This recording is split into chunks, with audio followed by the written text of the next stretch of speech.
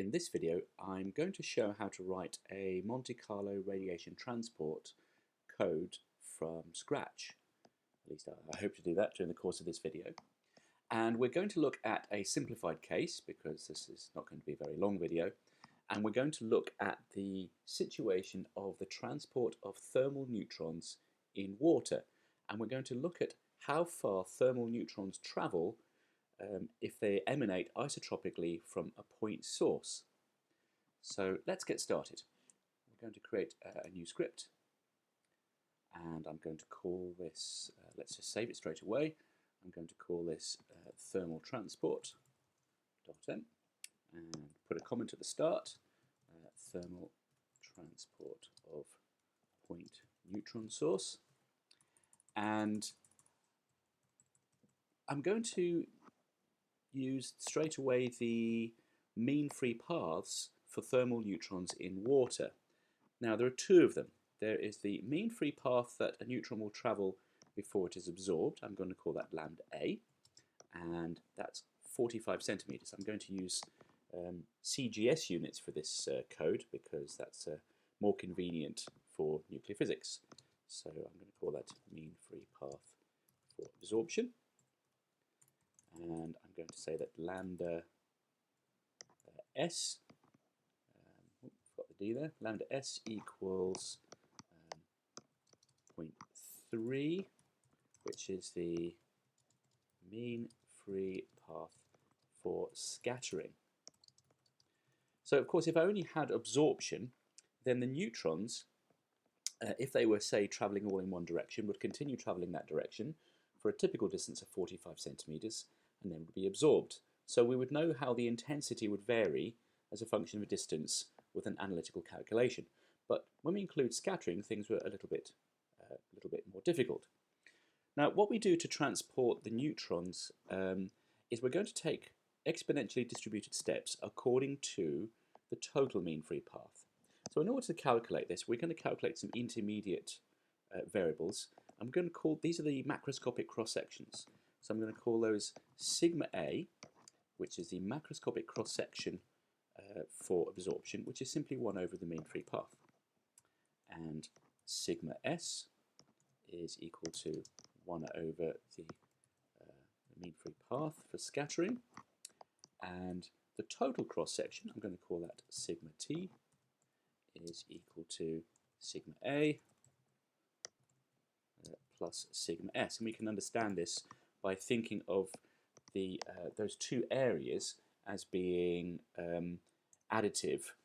We have a probability of an interaction occurring in the water molecules which is proportional to each of those two cross-sectional areas.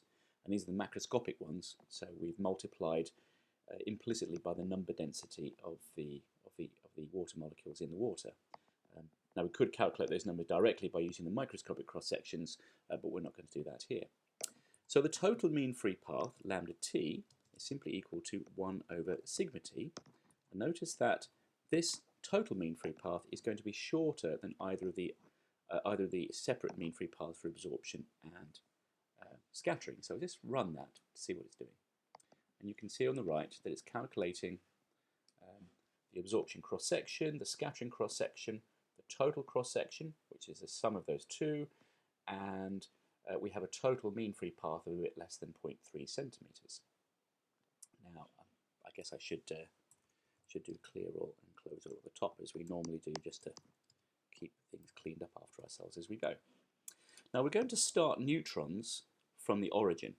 So let's look at one neutron by itself to begin with. We want to follow its passage from its origin to where it ends up. So this is what's called the neutron history. And we are going to take a certain number of steps, but we don't know how many. So clearly we're going to need a while loop.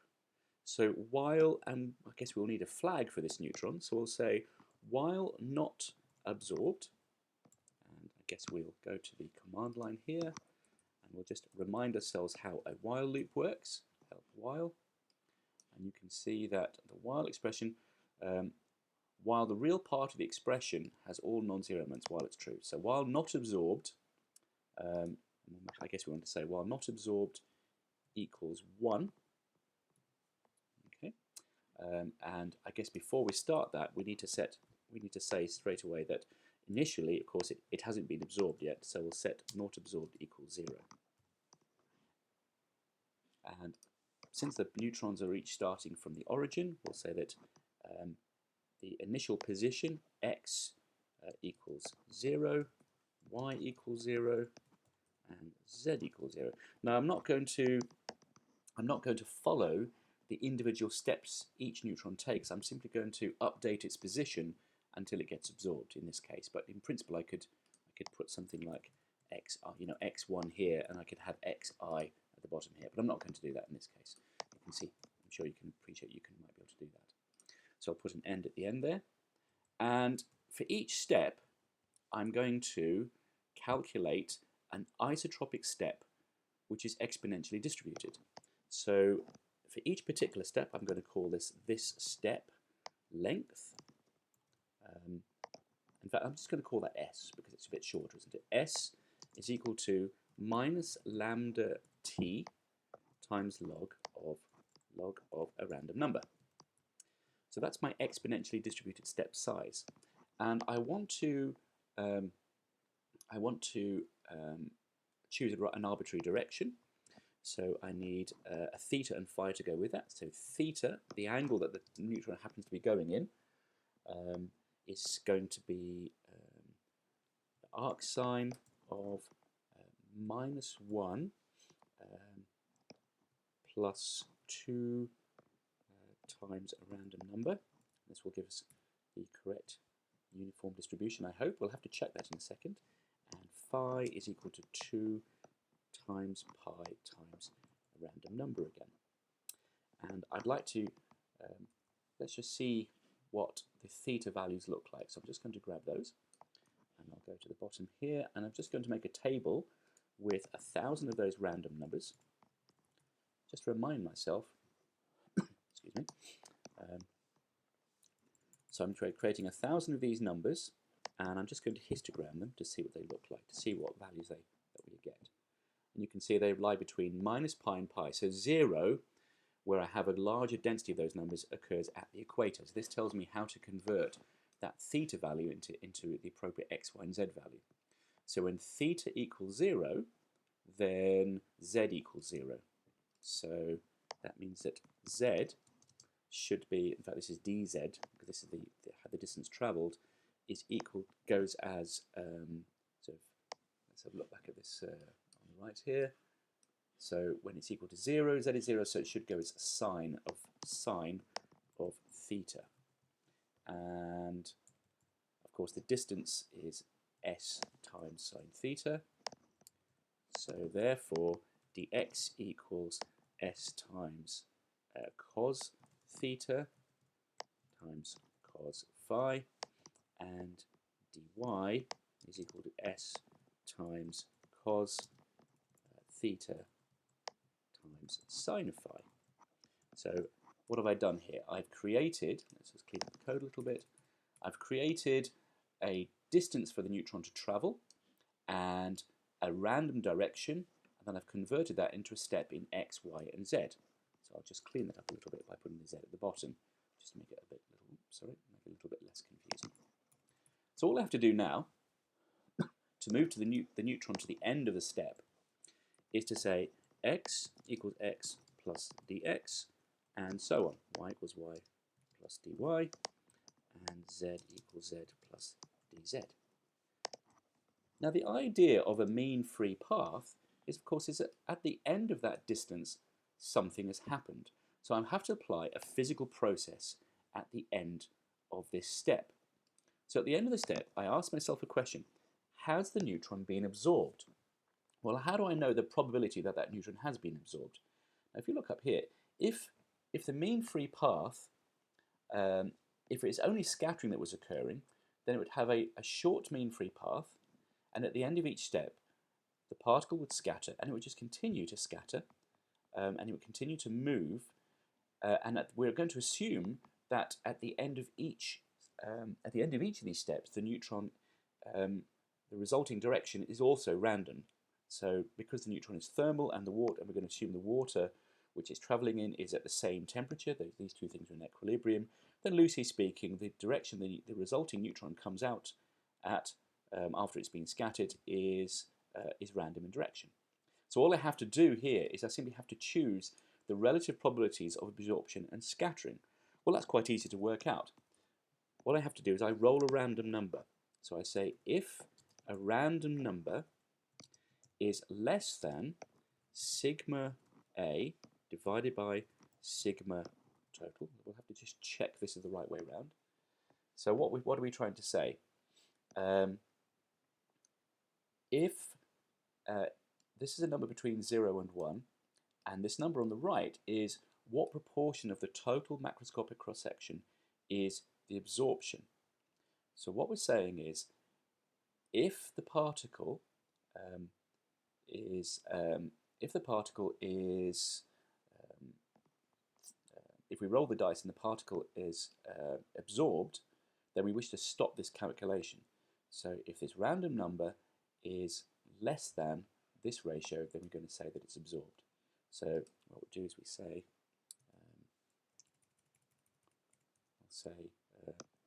not, perhaps we should say is absorbed at the top here, just to make it a little clearer. Let's call this is absorbed at the top. If is absorbed equals 0, and then while is absorbed equals 0, okay, so I'll just rewrite our meaning of what we're doing here, and we'll say is absorbed equals 1 at the bottom here. And I'll just remind myself, help if, I presume I need an end statement at the end of my statement, which I do in this case, so I'll say end. And I think that's it. So what have we done? We are taking steps in a random direction, which is what this is doing. We're calculating dx, dy, and dz values for each of those steps. And at the end of the step, we simply decide whether the particle has been absorbed or not. And if it's been absorbed, I set a flag and I stop doing the tracking. And if it hasn't been absorbed, then this while loop will continue, and I will continue to update the position of the neutron. So let's see if this actually works. Let's run it. So remember, this is running for 1 neutron, and you can see that when we run it, you can see that it is actually producing some outputs. It's producing some x, y, and z values which are different from 0. So we think that something is happening. Let's have a look how many steps that particle took. So I'll call this I equals 0, and then for each time I make a step, I'll do I equals I plus 1, and I'm just going to keep track of that variable to see what happens. So let's have a look. When I run it, you will see that a variable I, so you can see I've taken 12 steps. Let's run it one more time. And this time I took 14 steps. Run it again. Oh, 223 steps, a very large number. And 425 steps. So perhaps we can use that I value as a check to see if things are working as they should do. I mean, how many steps should we be taking? Well, if we look at the ratio of the cross sections, which is 3.3 divided by 0.02, that's on average how many steps we're taking. It's the ratio between those two numbers. So sigma s divided by sigma a is about 150. So we should be taking of the order of 150 steps. So 150 scatters occur before an absorption. So what we could do is we could put a for loop around all of this. In fact, we should put the for loop up here, shouldn't we? So let's make a for loop. So we'll say n particles equals 1,000. So we're going to count 1,000 particles. We could also call this a number of histories, because of course these are not real neutrons we're modelling. We're looking at one neutron at a time, and we're calculating the statistical properties of many of those individual histories in order to estimate what's happening for a typical neutron. So for each one of those, we need a for loop for j equals 1 to n particles. And each time I do that, so we'll put an end statement at the end down here. Okay, and I should really indent this code now. So each time I run a history, where's the indent? There's the indent. So what am I doing? I'm doing 1,000 runs, and each time I do a run, I start a neutron at the origin. I say it's not been absorbed yet. I count how many steps it's taken and also where it ends up. And the first thing I can do is I can count up how many steps. Let's make this a little clearer. I'll call this history length, I think, something like that. History length j, so j will run from 1 to n particles, and then every time a particle is scattered, I add 1 to that value. There we go. And what I could do now, for each particle, I say xj equals 0. Okay, so of course I should really initialize these arrays at the beginning, but this will still work fine. And I'll say xj. So what I'm doing is each particle, I'm updating its position as it moves through the water, and at the end I have the final position of those particles. So I think that should work. So what I'll do is I'll run that and see if it works. Yeah, there we go. And I've created 1,000 values of j, 1,000 values of x, and 1,000 values of y, and 1,000 values of z. Sorry, 1,000 values of history length. Sorry. So what is it mean or average in mathematics? I think it's mean. Help me. There we are. Yes, it's the mean. So the mean value of the history length, I press tab, is 160. So that's not too bad. It's not far off. Perhaps let's see if I run it again. See if it gives me roughly the right value. I'll run it one more time. So what's the mean value of the history length? 160. This is a little bit off. Did I calculate? Did I? Maybe I haven't put all the accuracy that I need in there. If I divide 45 by 0.3, 45 divided by 0.3 is 150. So for somewhere there's a slight error here in how many steps I'm taking. You can see I'm taking on average 10 steps fewer than I might imagine I should be taking. I might have to look back at that at a later time, but I think more or less it's working correctly. So anyway, let's look at what the particles look like. So let's look at the final positions of the particles. I'll do a plot 3 of the x, y, and z's, and I'm going to do red dots. Let's have a look at what that looks like, and that's where all the neutrons ended up. So some of them go quite a long way, and some of them don't go so far, and perhaps that looks about right. So you will need to have some kind of sensible checks to see whether that really is true or not. But you can see that if we think that the mean free path for absorption is around 45 centimeters, but remembering that when the particles scatter they can be bouncing backwards and forwards, then perhaps a typical distance travelled of 5 centimeters is not so bad. So let's find out what the typical distance travelled is. Well, how are we going to do that? We can work out for each value, so here we are following each neutron history, we can calculate the distance travelled as Rj is equal to the square root of xj squared, and then we'll just do plus, and we'll do x, y, and z. There we go. And this will obviously be a positive number, so at the very end of the calculation I can calculate R average is equal to mean of Rj, so this is the RMS distance travelled, and so if I display that as well, R average, then let's run that, and we get a typical distance travel of 7.6 centimeters. So an interesting question we can ask about all of this is how many particles get to a particular distance. So rather than calculating the mean distance travelled, we can count how many particles per particle generated are getting a distance, say, well, you can see here that if the typical distance travelled is about 7.6 centimeters, let's count up how many neutrons are transported to 10 centimeters or not. So this is called a tally. So we've calculated the mean distance travelled, but now let's say we'll calculate 2 tallies. We'll call one is we'll say T out and T in.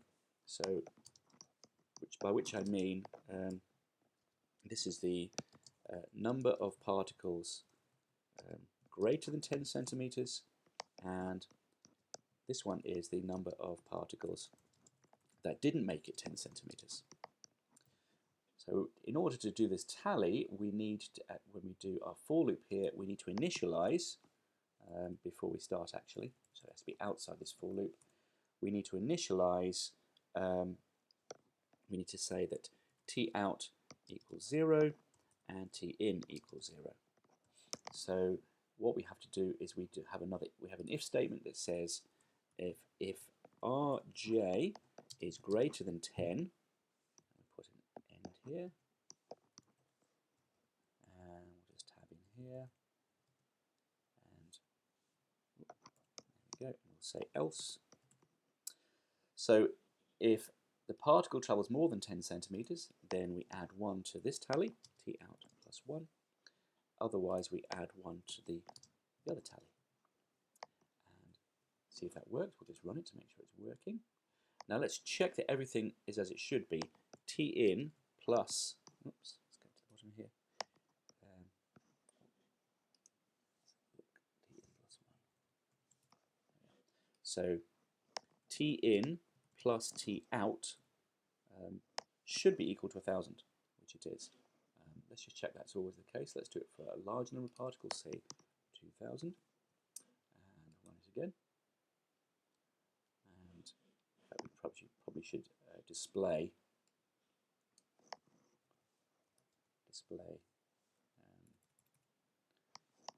T in plus T out. In fact, I just noticed something actually. That first run we did seemed to be anomalous. If we run it for a large number of particles, the typical distance travelled is 0.95 centimeters, which is a lot smaller than we had initially.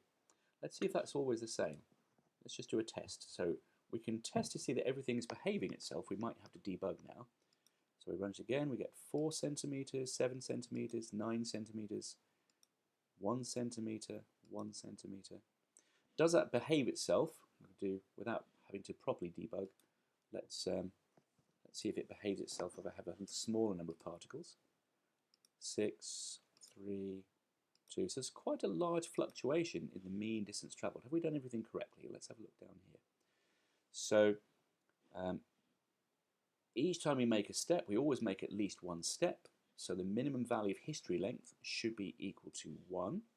So let's see what the minimum of history length is. There we go. The minimum value of history length is 1. And of course that will on average be true. It won't always be true. Sometimes it might be larger. All this seems to be okay, I think. We're using the correct mean free path here, and we are correctly looking at absorption versus the total cross-section here. And let's just check we've done the calculations right up here. The absorption cross-section is 40, so absorption mean free path is 45 centimeters, the scattering mean free path is 0.3. We correctly calculate the macroscopic cross-sections, we add them together, calculate the total mean free path. Have we? Yes, we're using the total mean free path here. So I think everything is right. I'm still a bit puzzled about the typical number of steps. I might have missed something there. I might just check that another time. Now let's look at these tallies. So what was the tally in this case? Let's have a look. T in was 957 and T out is about 43. So if we were to reduce this, let's count the number of particles that make it to 5 centimeters. We should have a larger value of T out. Okay, so if we look on the right here, yeah, so when we count how many particles make it to 5 centimeters, then about 300 of them are getting to that distance. So what is that telling us? That's telling us that if I have a neutron source of a given strength, and I stand 5 centimeters away from it, then, or I put a receiver or detector 5 centimeters away from it, then around about 300 particles get to that distance. So of course, to work out the flux, I need to calculate the area over which I'm detecting and or receiving that radiation, and multiply it by the multiply 327 by the fraction of the total surface area at 5 centimeters. So I can now work out the neutron flux going through a particular area at that distance. So I'll leave that as an exercise for you to do. Now what's interesting here is to what accuracy do I know, to what precision do I know T in and T out? Well, a rule of thumb is that, loosely speaking, the standard deviation of T in and T out is the square root of those two numbers. Now, when I only have two possible outcomes that I'm tallying up, either inside or outside, then actually that rule of thumb is not correct. Let's see if we can run this several times and we can calculate the variation of T in. So let's look at what we think the error bar of T in is. So the error bar we think of T in is about 26. So our quoted answer could be something like 673 plus or minus 26. Let's actually calculate what it is by doing this calculation several times. So what I'm going to do is I'm going to put yet another for loop around here. I'm going to call this for runs equals 1 to 10, and I'm going to go down to the bottom, and I'm going to do, let's go right down to the bottom here, put another end statement in here. So this code, you can see I'm gradually building up a larger and larger bit of code. So I'm going to indent this again. So what am I doing? I'm running the whole calculation of 1,000 neutrons. I'm doing the whole calculation of 1,000 neutrons, and I'm going to do it 10 times. So 10 times I'm doing a calculation of 1,000 particles here. So each time I do that, I want to calculate, let's look at T in, because that's what I started looking at. I'm going to count how many particles stay within 5 centimeters. So I'm going to say tally in is runs. Okay, so that's the number I'm using. That's the run number I've got, which is you see up here from 1 to 10. I'm going to go to the bottom here. Tally in runs is equal to T in. Let's just do it because we can for particles that go outside. And tally out is equal to T out. So I'm doing the calculation 10 times now. It's going to take a little bit longer. There we go. So you can see that tally in is a list of all the individual answers from the 10 runs. So if I calculate the standard deviation, let's have a look. Is it help stdev? I think it is in this case. Oh, no. Help std, isn't it, in MATLAB? So std is the standard deviation. So if I calculate the standard deviation of tally in, then the value is actually 12. It's not. It's a little bit smaller than what we did. If we just take this, if we take the mean value of tally in, and whoops, that's 694. So the square root of that, of mean tally in, should put another. Do I need to put another bracket on? There we are. So you can see that the mean value, yep, the mean value of the number of particles that didn't make it past 5 centimeters is around 694. About 694 particles in 1,000 don't make it past 5 centimeters. And rule of thumb calculation that the error is plus or minus 26 is actually too big. The true error is, looking at the standard deviation, is more like about 13. It's a lot smaller, and that's because that rule of thumb doesn't work when I have a very small number of tallies, because actually it's binomially distributed rather than normally distributed. Let's look at the values. Let's look at the mean value of tally out. So about 300 out of every 1,000 neutrons make it past that 5 centimeter radius, and the standard deviation of those values is about tally out is around 13 again. Did I do that 13 before? That's right. So it's about the same. Okay, so that's it. So that's a neutron transport code. Now, what have we missed in our complete description? Well, obviously, I've assumed that the particles, for simplicity, all start from the origin. They needn't start from the origin. I've also assumed that everything is isotropic. So the initial direction is isotropic and all subsequent scatters are isotropic.